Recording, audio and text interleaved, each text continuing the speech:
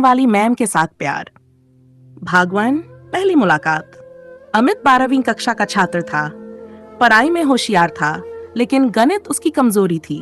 उसके माता पिता ने उसकी पढ़ाई के लिए एक ट्यूटर रखी, नेहा मैम। वो लगभग 10-15 साल की थी, आत्मविश्वासी और बेहद खूबसूरत।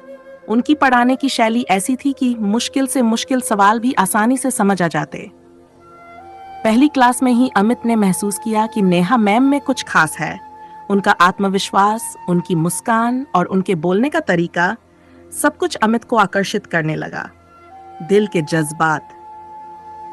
ट्यूशन के कुछ हफ्तों में ही अमित को लगने लगा कि वह सिर्फ पढ़ाई के लिए नेहा मैम के पास नहीं जाता, बल्कि उनके साथ समय बिताने के लिए भी उत्सुक रहता है।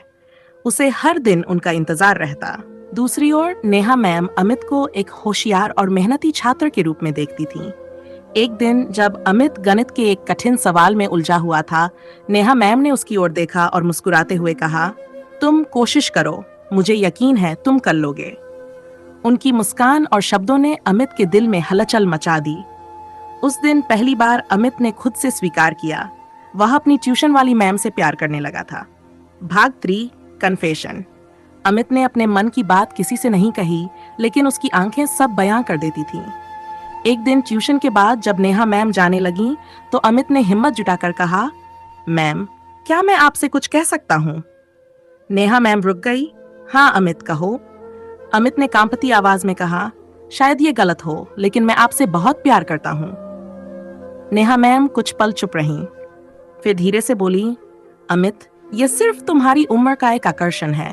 तुम बहुत अच्छे लड़के हो, लेकिन ये सही नहीं है। तुम्हारा फोकस अभी पढ़ाई पर होना चाहिए। अमित ने मायूस होकर सिर झुका लिया। भाग 4। अगले कुछ दिनों तक अमित बहुत उदास रहा, लेकिन उसने खुद को समझाया कि शायद नेहा मैम सही कह रही थी। उसने अपनी भावनाओं को काबू में रखा और पढ़ाई पर ध्यान देना शुरू कर दिया। जब 12वीं का रिजल्ट आया तो अमित ने बहुत अच्छे अंक हासिल किए। वह खुशी खुशी ये खबर नेहा मैम को देने गया।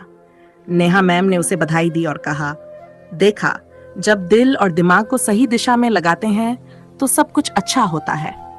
अमित मुस्कुरा दिया।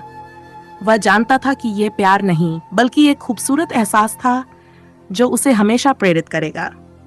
ये कहानी सिर्फ एक किशोर के मासूम जज्बातों की थी, जिसने उसे जिंदगी में आगे बढ़ने की प्रेरणा दी।